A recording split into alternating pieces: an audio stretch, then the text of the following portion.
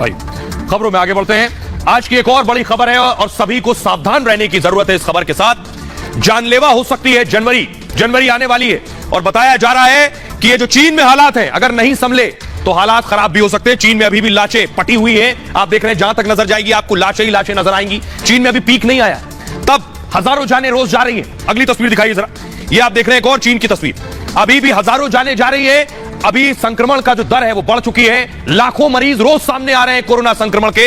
अब चीन का ये जो कोरोना है, जनवरी भारत के लिए इंपॉर्टेंट है। 40 दिन बहुत सतर्क रहने की जरूरत है। हालात खराब हो सकते हैं। अगली तस्वीर दिखाई, क्योंकि भारत में स्थिति ये है कि यहां भी बाजारों में उतनी ही भीड़ है, लोग उसी तरह बाजारों में निकल रहे हैं। और दूसरी चीज कि अब 31 आ रहा है, नया साल आ रहा है। नए साल में लोग बाहर निकलेंगे घूमने के लिए, तो सावधानी बरतनी जरूरी है। क्योंकि मैं आपको बताऊं कि टूरिस्ट डेस्टिनेशन पर भारत में बहुत ज्यादा भीड़ हो रही है। एक्सपर्ट कह रहे हैं 40 दिन जरूरी है, जनवरी जानलेवा भी हो सकता है। ये क्यों कह रहे हैं ये मैं आपको दिखा रहा हूं। देखिए जिनपिंग को आप देख रहे हैं, कोरोना छिटक छिटक के गिर रहे हैं। ऐसे ही चारों तरफ कोरोना छिटक छिटक के जा रहे हैं। देश के लिए जनवरी जानलेवा है। भारत के लिए कोरोना पर अगले 40 दिन बहुत गंभीर बताए जा रहे हैं। एक्सपर्ट्स मानते हैं कि चौथी लहर भी आ सकती है। भारत में 3 लहर आ चुकी है, चौथी लहर भी आ सकती है। पूर्व एशिया में मामले बढ़ने पर 35 दिन में भारत में लहर आ जाती है। यानी पूर्व एशिया में मामले बढ़े तो भारत में 35 दिन में दिखने लगता है। चीन के साथ अमेरिका, जापान में भी संक्रमण बढ़ गए हैं। जापान में बुधवार को 415 लोगों की मौत हो गई है,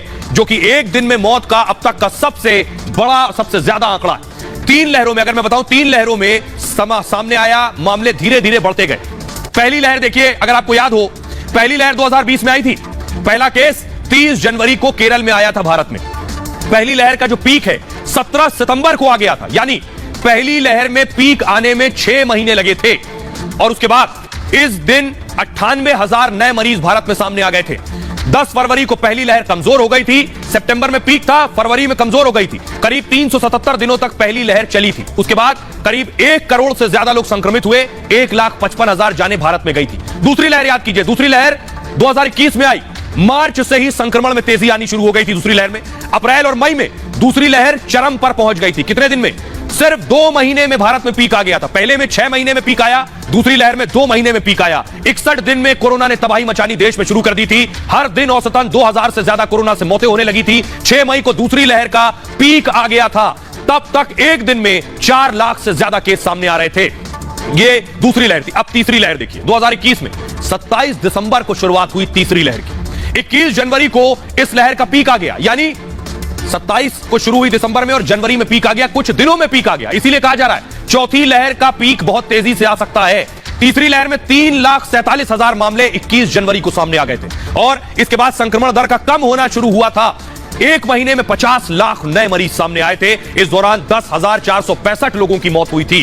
अब 40 दिन में कहा जा रहा है भारत के लिए बहुत इंपॉर्टेंट है। और इन 40 दिन में यानी जनवरी जानलेवा हो सकता है। इसीलिए आपसे कह रहा हूं, अब सुनिए जरा, एम्स के महामारी एक्सपर्ट है संजय राय, उन्हें सुनिए। इंडियन ट्रेजेक्टरी की मैं बात करूं कि आगे क्या है, सो बहुत ही अनलाइकली है कि कोई बहुत ही बड़ा वेव आके हमें परेशान करने वाला है। नंबर ऑफ केसेस हो सकते हैं, नंबर ऑफ हॉस्पिटलाइजेशन बढ़ जाए, डेथ बढ़ जाए, क्योंकि आज की डेट तक जो भी हमारे पास एविडेंस है कि जिनको नेचुरल इन्फेक्शन हो गया वो अच्छे समय तक प्रोटेक्टेड है, लंबे समय तक प्रोटेक्टेड है और बेटर प्रोटेक्टेड है। तो और जिस तरीके से इन्फेक्शन सेकेंड वेव में हुआ था, उसके बाद ओमिक्रॉन इस साल जनवरी में आया। जो भी हमारे सीरो सर्वे थे सेकेंड वेव के बाद ही बता रहे थे कि करीब 68% पॉपुलेशन कंट्री लेवल पे, कुछ स्टेट में 80 to 90% तक हो चुका था इन्फेक्शन। उसको देखते हुए कहा जा सकता है कि हम बड़ी अच्छी स्थिति में। लेकिन खतरा कहां से, ये मैं आपको बताने जा रहा हूं। चीन कोरोना एक्सपोर्ट कर रहा है। चीन फ्लाइट के जरिए कोरोना भेज रहा है। इसलिए सबसे पहला खतरा चीन से आने वाले पैसेंजर हैं। ये मैं क्यों कह रहा हूं? क्योंकि चीन ने कई ऐसी फ्लाइट्स भेजी हैं। आपको बताऊं, उन फ्लाइट में जब लैंड हुई दुनिया के देशों में तो आधे लोग कोरोना पॉजिटिव थे। देखिए इस रिपोर्ट में। चीन ने यूरोप में एक बार फिर कोरोना बम फोड़ दिया है। चीन एक बार फिर दुनिया में कोरोना एक्सपोर्ट कर रहा है। 2023 में चीन ने फिर दुनिया को तबाह करने का प्लान बना लिया है। दरअसल चीन से इटली के मिलान जा रही 2 फ्लाइट में यात्री कोरोना पॉजिटिव पाए गए।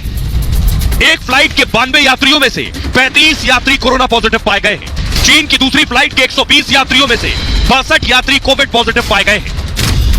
इतना ही नहीं, कोरोना किंग जिनपिंग ने चीनी नववर्ष पर विदेश जाने के लिए लाखों लोगों को वीजा जारी करने का फैसला किया है। इससे पूरी दुनिया में कोरोना फैलने का खतरा मंडराने लगा है। और आइए अब मैं आपको बताने जा रहा हूं, चीन कोरोना एक्सपोर्ट कर रहा है पूरी दुनिया में। भारत ने किन किन देशों से आने वाली फ्लाइट्स पर निगरानी शुरू कर दी है और कह दिया है बिना रिपोर्ट नेगेटिव के भारत में एंट्री नहीं मिलेगी। देखिए कौन कौन से देश हैं। तैयारी है आपके सामने, देखिए चीन से भारत आने वाली फ्लाइट, दक्षिण कोरिया से भारत आने वाली फ्लाइट, जापान से भारत आने वाली फ्लाइट, थाईलैंड से अगर जो फ्लाइट भारत आ रही है, हांगकांग से और सिंगापुर से। ये जो देश हैं जिन्हें आप देख रहे हैं, इनसे फ्लाइट से जो भी पैसेंजर आ रहा है उसे अपनी नेगेटिव रिपोर्ट लेकर आनी होगी। भारत ने क्यों किया है आरटीपीसीआर रिपोर्ट नेगेटिव हो? आइए आपको बताता हूं कि आखिर ये करने के पीछे वजह यह कि इन देशों में हालात खराब है, इन देशों में स्थिति क्या है कोरोना की, तभी भारत ने फैसला लिया है। इन 6 देशों में हालात देखिए, कोरोना से लगातार केसेस बढ़ रहे हैं। ये आपके सामने आ गया। हर दिन करीब, ये मैं आपको दिखा रहा हूं चीन की हालत, हर दिन करीब 3 करोड़ 70 लाख नए मरीज चीन में सामने आ रहे हैं। लगभग 25 करोड़ लोग संक्रमित हो चुके हैं। अस्पतालों में व्हीलचेयर से जमीन तक इलाज चल रहा है चीन में। शमशान में अंतिम संस्कार की 2000 तक वेटिंग चल रही। अगला देश देखिए हांगकांग। हांगकांग से जिसे भारत आना है वो आरटीपीसीआर रिपोर्ट नेगेटिव लेकर आए। 24,000 नए मरीज हांगकांग में सामने आए। अब तक 11,683 लोगों की मौत हो चुकी है। 5 लाख से अस्पतालों में मरीज है, 5 लाख से ज्यादा, करीब 23 लाख नए मरीज सामने आए हैं जापान में। और अब तक 56,648 कोरोना मरीजों की मौत हो गई है। 78 लाख से ज्यादा मरीजों का इलाज जारी है। अगला देश है साउथ कोरिया। साउथ कोरिया से अगर आ रहे हैं तो आरटीपीसीआर रिपोर्ट नेगेटिव लानी होगी। 71,000 से ज्यादा नए मरीज साउथ कोरिया में। अब तक 32,000 से ज्यादा मौत हो चुकी है। 11 लाख मरीजों का इलाज जारी है साउथ कोरिया में भी। लेकिन भारत ने क्या कदम उठाए हैं? जो लोग विदेशों से आ रहे हैं, जो लोग कोरोना लेकर भारत में लैंड हो रहे हैं, उन्हें क्या करना है ये मैं आपको दिखाता हूं। ये देखिए जरा, ये आप देख रहे हैं चीन समेत 6 देशों से आने वालों पर सख्ती बरती जा रही है और भारत आने